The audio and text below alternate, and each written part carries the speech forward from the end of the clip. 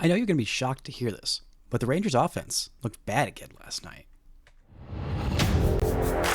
You are Locked On Rangers, your daily Texas Rangers podcast. Part of the Locked On Podcast Network, your team every day.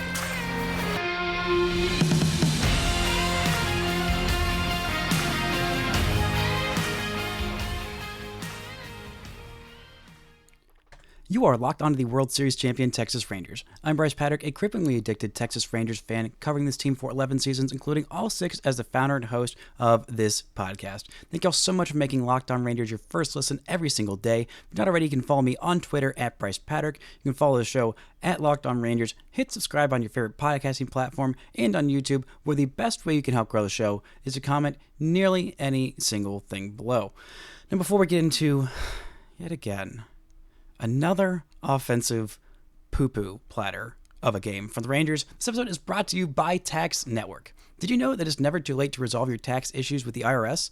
Don't wait. Reduce your tax debt and get help from a team of licensed tax professionals. Call 1-800-549-1000 or visit tnusa.com/lockedon. Now, the Rangers offense looked absolutely abysmal last night against the Brewers in a game that was a bullpen game. Stop me if you've heard that one before. The Rangers offense looking terrible in a bullpen game. But for me, the true atrociousness of this is not only that the Rangers offense looked bad. We've seen that before. But losing to a man named Bryce Wilson. Now, I don't know if you know my personal holy war for the correct spelling of Bryce, but if you're watching this on YouTube, you can see right there, the correct spelling is B-R-I-C-E. I will occasionally suffer the B-R-Y-C-E, even though it's incorrect. My former Alabama Heisman-winning quarterback, Bryce Young, I can stomach B-R-Y-C-E. But Bryce Wilson spells his name B-R-Y-S-E, and I don't know why. Actually, I do know why. No, there's no logical reason to it, but this just bothers me to an immense degree.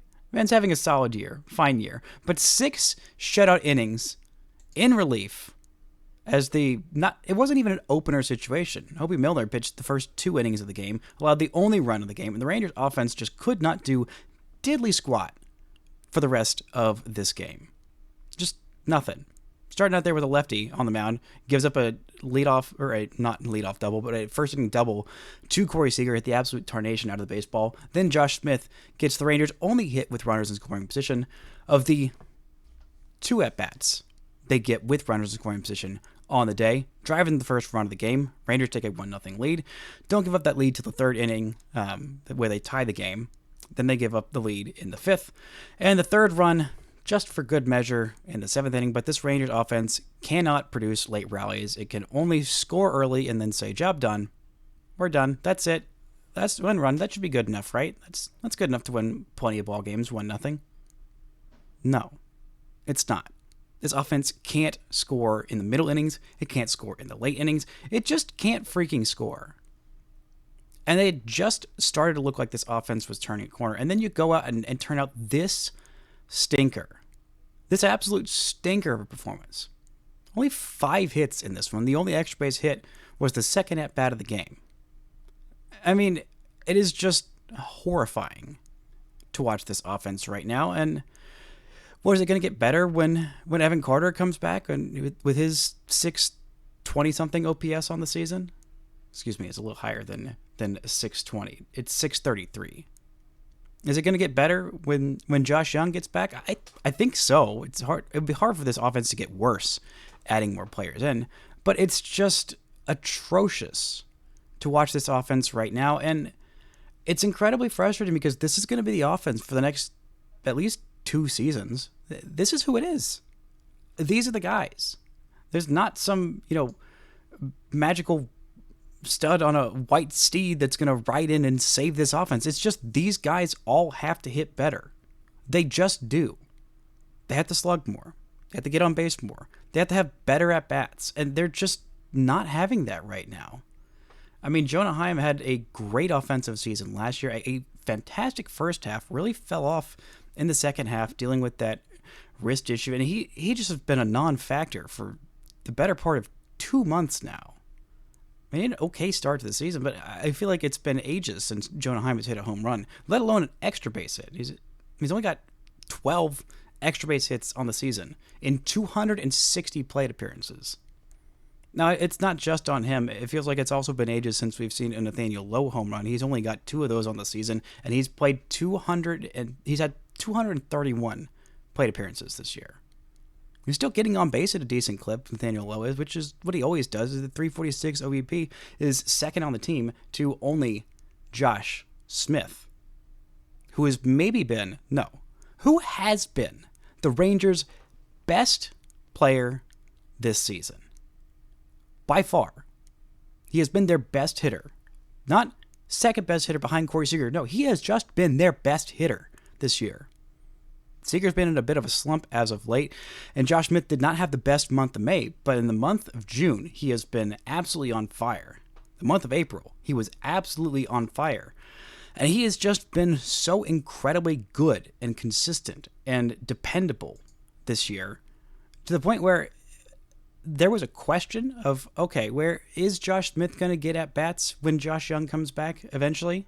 Which, by the way, we had a setback on that. I was thinking that maybe, I was hoping, being optimistic, silly me being optimistic, I was hoping that Josh Jung might end up playing in last night's game because he is still traveling with the team. He is done with his rehab assignment, but no, that was not the case. He had a bit of a setback last night. He was diagnosed with tendon inflammation above the surgical spot on the fractured right wrist after a check-in with the hand surgeon, Dr. Donald Sheridan, on Tuesday, according to Chris Young in the article written by Sean McFarland of the Dallas Morning News.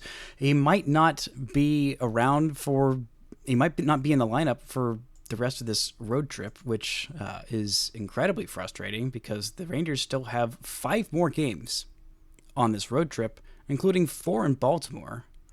And the Rangers have an off day after that, so we're probably not going to see, we're probably going to end up with the most likely case scenario that Josh Jung is going to miss literally half the season. We're already almost halfway through this season. We're already there, almost there. I think we're at 78 games at this point.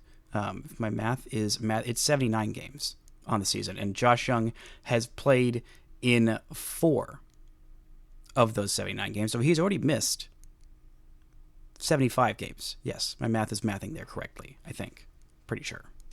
He's already missed 75 games. If he misses 6 more, well, so if he doesn't play on Tuesday, then he will have officially missed half the season because Phil freaking Maton had to throw a pitch way too far inside, get Josh Jung to swing at it, and hit him right in the wrist, and missed literally half a season. In a year where, my God, I don't know how much different this team would look if Josh Jung was there. But the only good part, not that there's a good part of losing Josh Jung for now 75 games. If there is a good part, then it is Josh Smith's absolute emergence as the Rangers' best player this year. He's been better than Marcus Semien, too. You add in overall WAR. According to either Fangraphs or Baseball Reference, Josh Smith is the Rangers' WAR leader. 3.5 Baseball Reference WAR, which is in the top 10, 7th best among position players in the American League. Yeah, you heard me right. 7th best among position players in the American League.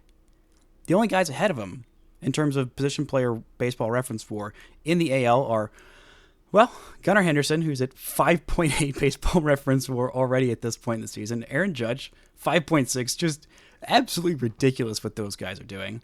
And Juan Soto, 4.3. Jarren Duran, 4.2. That's confusing. Deeply confusing. Bobby Witt Jr., Kyle Tucker, and then it's Josh Smith, ahead of Jose Ramirez, ahead of Steven Kwan, who's having a fantastic year, ahead of Riley Green, who's having a fantastic year for Detroit, ahead of everybody else in the American League. Every other position player. He has just been that freaking good. He's been sensational this year offensively. And, you look at some of the advanced numbers We'll get into that in just a second. Maybe it doesn't seem like it's going to hold up, and it doesn't particularly matter because where on earth would the Rangers be if Josh Smith wasn't having this kind of a year? We'll talk about that and what this offense will look like if and hopefully when Josh Jung comes back real soon, right after this word from our sponsors. Passion, drive, and patience. The formula for winning championships is also what keeps your ride or die alive. eBay Motors has everything you need to maintain your vehicle and level it up to peak performance. Superchargers, roof racks, exhaust kits, LED headlights, and more. Whether into speed, power, or style, eBay Motors has got you covered. With over 122 million parts for your number one ride or die, you'll always find exactly what you're looking for. And with eBay Guaranteed Fit, your part is guaranteed to fit your ride every time or your money back. Because with eBay Motors, you're burning rubber, not cash. With all the parts you need at the prices you want, it's easy to make your car the MVP and bring home huge wins. Keep your ride or die alive at ebaymotors.com. Eligible items only, exclusions apply. eBay Guaranteed Fit only available to U.S. customers. Are you struggling to close deals? B2B selling is tougher than ever, and that's why I want to tell you about LinkedIn Sales Navigator. LinkedIn's Sales Navigator is a sales intelligence platform that helps professionals effectively prospect and engage high-value customers, drive higher revenue, and increase sales performance. Sales Navigator helps you target the right buyers, surface key signals such as job changes or which accounts you should prioritize, and shows you hidden allies so you can find those buyers that are most likely to convert. Fueled by LinkedIn's 1 billion member platform, Sales Navigator gives you the most up-to-date first-party data, enabling you to unlock conversations with the people that matter. Right now, you can try LinkedIn Sales Navigator and get a 60-day free trial at linkedin.com/lockedon. That is linkedin.com/lockedon for a 60-day free trial. Let LinkedIn Sales Navigator help you sell like a superstar today. Just go to linkedin.com/lockedon and get started. Now, Josh Smith has been the Rangers' best player this season. When you look at some of the advanced numbers, they don't exactly inspire the most confidence, mainly because he's not hitting how, traditional great hitters hit. He's not, hitting the absolute tarnation out of the baseball. He's not, barreling up at an elite rate. He doesn't have elite bat speed. He doesn't have elite average exit velocity, hard hit rate, none of those things. What he's just doing is putting together fantastic at-bats every single time out and hitting well against pretty much everybody. I mean, he's hitting well against lefties. He's hitting better against lefties than he is against righties. That is something that makes him incredibly valuable as a left-handed hitter. He's hitting .350 against lefties with a .952 OPS. He's a .345 hitter against lefties. That is the three categories of the triple slash sign. 300 average, 400 plus on base, 500 plus slugging. And he's been a very good hitter against righties too. He's hitting .283 with an .840 OPS against righties. So he's not just crushing lefties, he's also crushing righties as well. He has really interesting home and road splits in that he's hitting so much better at home than he is on the road, mainly for slugging. 6 of his 7 home runs on the year have been at home versus just 1 on the road. He's also got 10 of his 17 doubles at home. So hitting much better for power at home. But he's just been a really good hitter this year. He has been, his launch angle, his chase percentage, whiff rate, strikeout rate, walk rate, all of those in the top 64% of baseball or better. None of them in the super elite range, but he has just been putting together consistently great at-bats. And this is something that we've seen from Josh Smith. We've seen from him in the minors. We've seen from him at LSU. I mean, he was a really good hitter at LSU.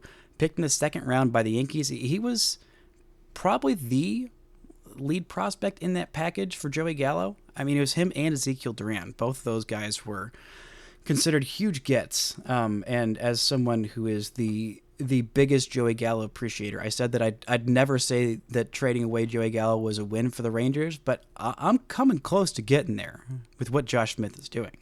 I mean, he's hit at every level that he's been at. I mean, he played 166 games in the minors, a career .345 hitter in the minors, a .921 OPS. That slugging was at exactly 500, so he just made that mark of the 3.45 hitter in the minors. In college, in 3 seasons at LSU, the highest level of competition there was. He hit over 300 on base of 420 and 898 OPS in 143 games in college. And at the majors, he just hadn't quite figured it out till this year. But I've been saying for the last couple years that I thought Josh Smith was good enough to be an everyday player on a decent team, a roll 6, a 60 OFP, if you will, in the scouting language. And it's gotten to the point where it is not a question of if Josh Smith is going to play every single day when Josh Jung gets back. I do think that Josh Jung is still going to be the Rangers' third baseman, but the Rangers are going to find somewhere for Josh Smith's bat. Whether it's DHing, whether it's being DH/super utility guy of, sometimes spelling Josh Jung to get a half day at third base, or doing the same for Corey Seager at shortstop, or, well, I don't know if he's going to do that all that often for Marcus Semien, because Marcus just wants to play every single day. Maybe he'll play some time out there in left field, and the Rangers will have to get creative with how their outfield is stacked, but it's not a question of if, it's a question of where he will play. He has been such a massive part of this Rangers offense, and, let's look a little bit at what the best version of this offense looks like, because right now, the Rangers aren't getting that many additions back. It's pretty much just Josh Jung and Evan Carter. And right now, I'm not exactly sure how the Rangers would want to stack things up. If they want to play Evan Carter as their everyday center fielder of the ideal version of this lineup, put Leody Taveras in more of a bench role, keep Wyatt Langford out there in left field, and move Josh Smith to your everyday DH. I think that's definitely an option. Or maybe the Rangers start to get crazy and they think about, maybe this is the year, maybe this is the time we finally start to transition Corey Seager over to first base, because Nathaniel Lowe's not having the best offensive season. The on base is there, but the slugging has been just abysmal this year for Lowe. He's not even racking up all that many doubles. And that was something that he was doing last year, even when he wasn't hitting home runs. He was at least hitting doubles in the gaps, and that hasn't been the case this year. So the Rangers might think about doing that, but Corey Seager's still been solid to very good defensively this year. I mean, his outs above average are in the 67th percentile among Major League Baseball. The arm straight's not great, but it's not terrible. And he's been making all the plays, and part of the value of having, a guy who is one of the best hitters in Major League Baseball, part of the biggest value of Corey Seager is that the fact that he does play shortstop. You have, this guy is one of the best hitters in baseball, and he also happens to be a shortstop who's pretty decent there. So that's a lot of the value of Corey Seager, is being able to hit like that and also play shortstop. So maybe it's just a super utility position for Josh Smith. Or maybe even you think outside the box, another guy who's coming back from injury, maybe Justin Foscue gets some time at first base or DH for the Rangers. Because his bat, he's hitting 500 in his major league career. I'd still like to see Justin Foscue get some run at either DH or first base or somewhere. It's probably one of those two, because I don't think we'll see him all that much in left field. I don't think that his bat is going to be good enough that you put him in left field and put Wyatt in center field and relegate Leody to a bench role. I don't think that will be the case. I think I'd rather have Josh Smith out there playing left field every day, or at least consistently, than I would rather have Justin Foscue out there in left field. I think that's not particularly close, but I think it's definitely something the Rangers will consider, because I'd like to have seen Zeke Duran get to take more advantage of this kind of prolonged look that he's getting out there at DH, or, sometimes in left, sometimes at first base, but he's just not hitting for power this year. The at-bats have been solid. He's getting on base at a better clip. He's walking a little bit more than we've seen him in years past, but he's just not slugging, which is the entire problem with this whole lineup, is that they're not slugging. And so I don't know exactly what it's going to look like, this offense, the path to this offense getting fixed. Josh Jung will certainly help. Hopefully, if Evan Carter is back and healthy and looking more like 2023 Evan Carter than early 2024 Evan Carter, then maybe that'll help. I don't think the Rangers are going to make some big trade at the trade deadline. I mean, what are they going to take a swing on Paul Goldschmidt? Are they going to give up assets for Pete Alonso? Are they going to shock the world and make a trade for Alex Bregman? I don't think so. And these are the guys that are going to be free agents this offseason. Cody Bellinger has an opt-out. I don't know that he would necessarily take that. He's not having the best year, and the class is loaded with hitters. Right now you got Juan Soto leading the class.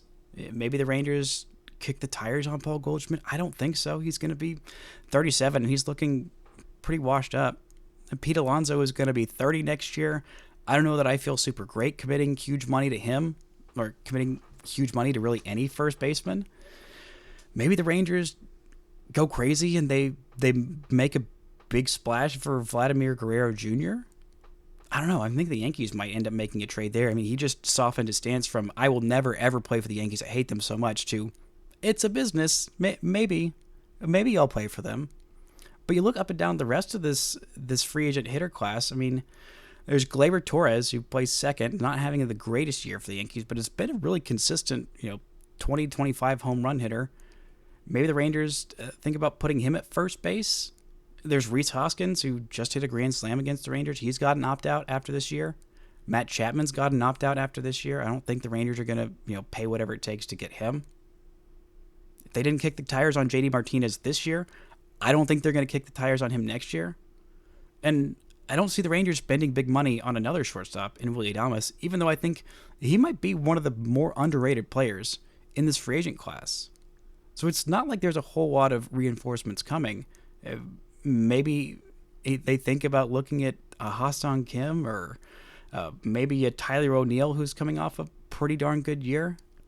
But the point is, there's not a whole lot of reinforcements that are right on the way. And it doesn't get that much better if you look at the minors.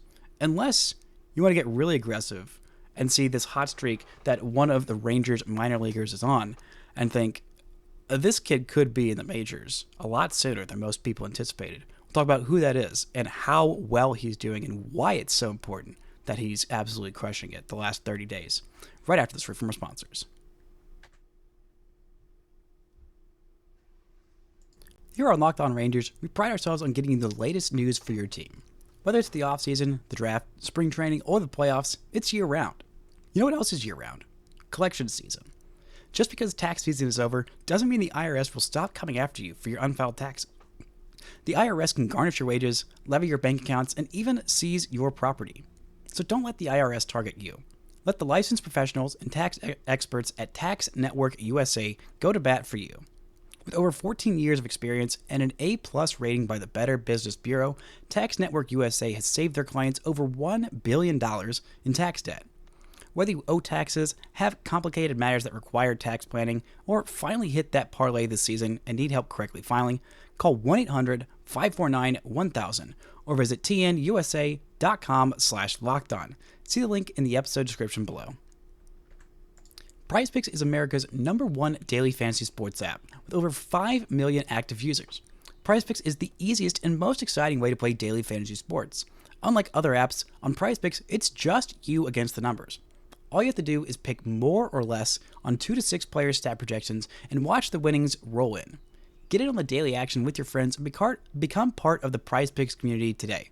You can win up to 100 times your money on PrizePicks with as little as 4 correct picks.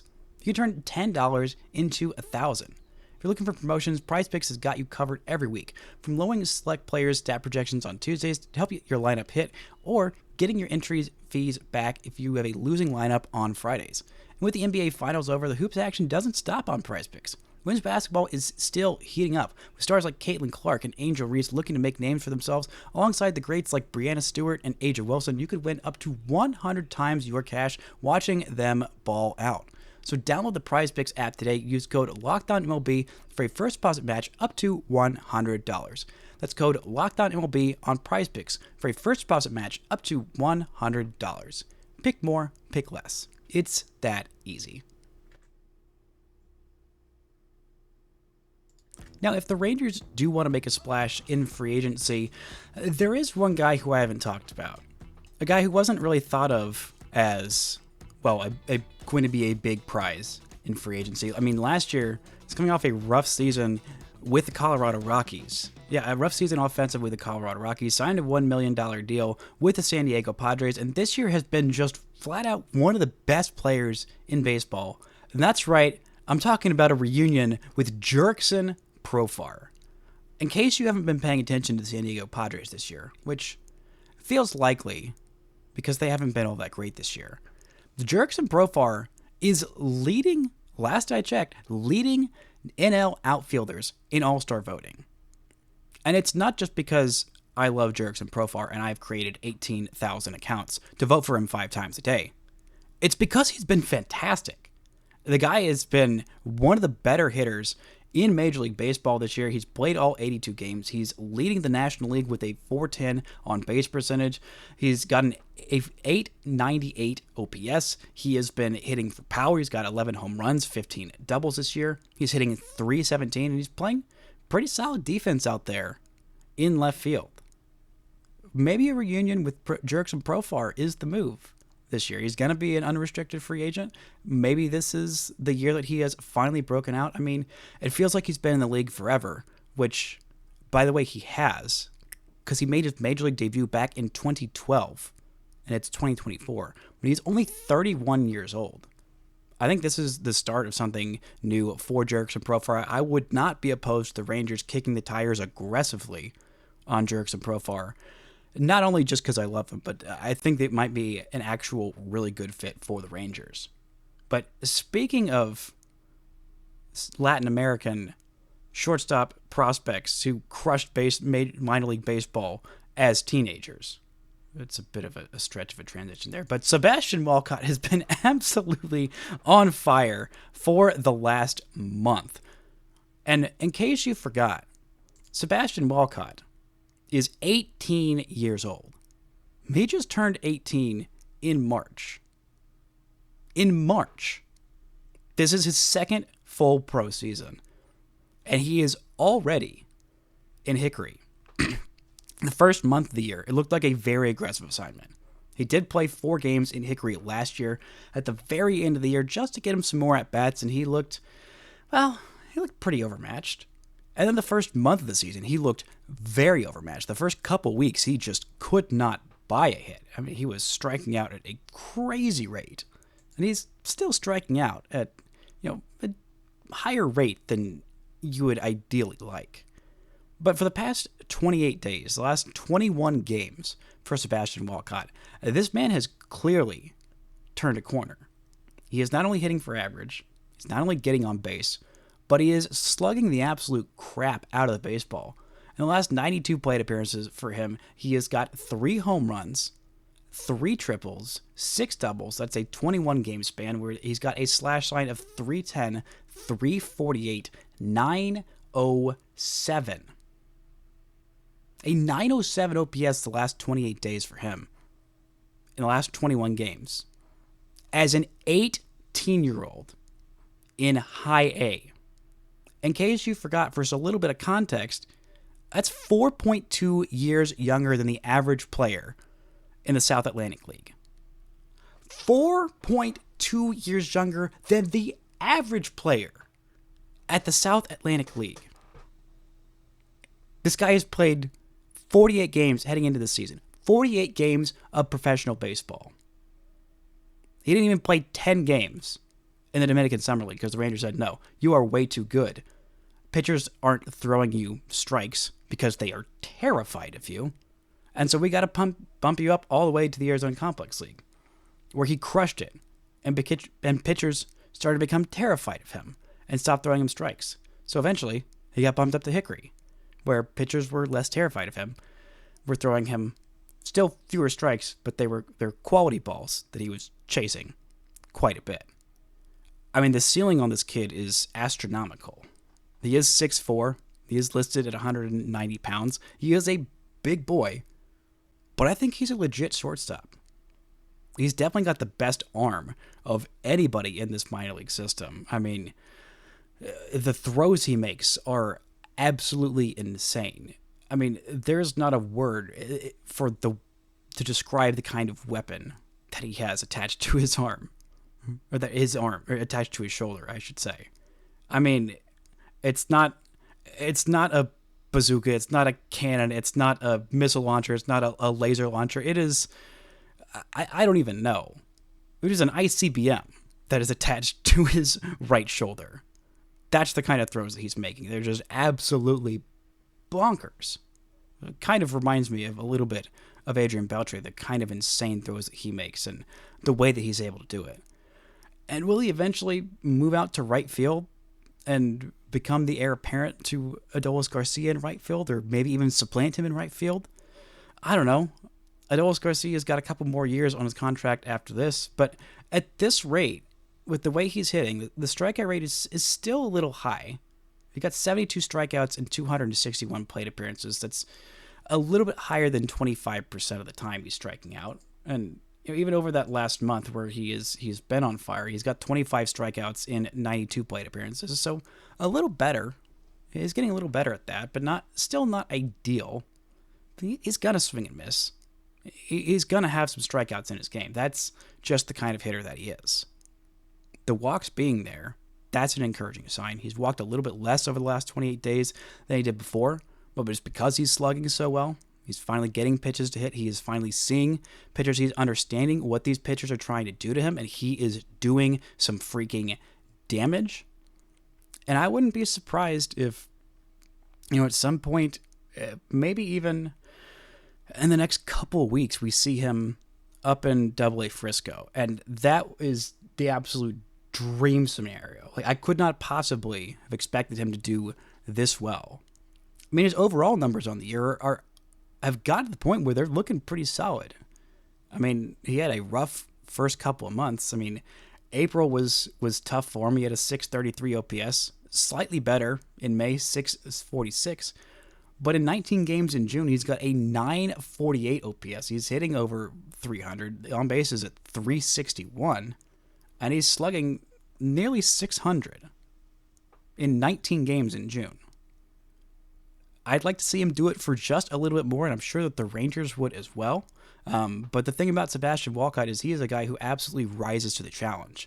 And when he's not engaged, some of the reports have been that, if he's not challenged, if he's not, being given an aggressive assignment, if he's not, interested in something, if it's not difficult for him, then maybe he doesn't, put forth the most effort. He doesn't, go necessarily as all out as you would like. But this was an aggressive challenge for the Rangers, sending an 18-year-old with, barely any minor league seasoning, not even 50 games of minor league ball. And they said, nope, you're going to start the year in Hickory, high A ball, as a teenager.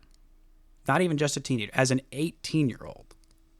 The goal, he said, last year, this offseason, was that he was hoping to follow a similar track to Jurickson Profar, which is kind of why I brought him up, more so than me wanting the Rangers to bring Jurickson Profar back, because I want to see that man thrive in a Rangers uniform and pretend like the last 12 years didn't happen to him, and that he was just always thriving on the Rangers, like I'd imagined he would in 2012.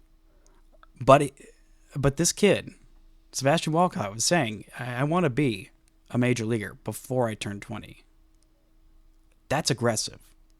That is not something that happens a whole lot. That's not something that happens a whole lot now. I mean, I can't even remember the last guy who came up as a teenager. I mean, there have been a few guys who have been close, but still, it is an aggressive thing. But the way this Rangers offense is struggling, the fact that there's not really a whole lot of turnover the next couple of years, and just adding a guy like Walcott, he would have to force his way onto the major league roster. But at the rate he's succeeding, the way that he is thriving at such a young age, at such a high level, it makes me think that maybe that hope isn't quite out of reach of him being a teenager being a major leaguer as a teenager. Because if anybody can do it, it's freaking Bam Bam, Sebastian Walcott. That's going to do it for today's show. Thank y'all so much for listening and subscribing. And until next time, don't forget to enjoy World Series champion Texas Rangers baseball.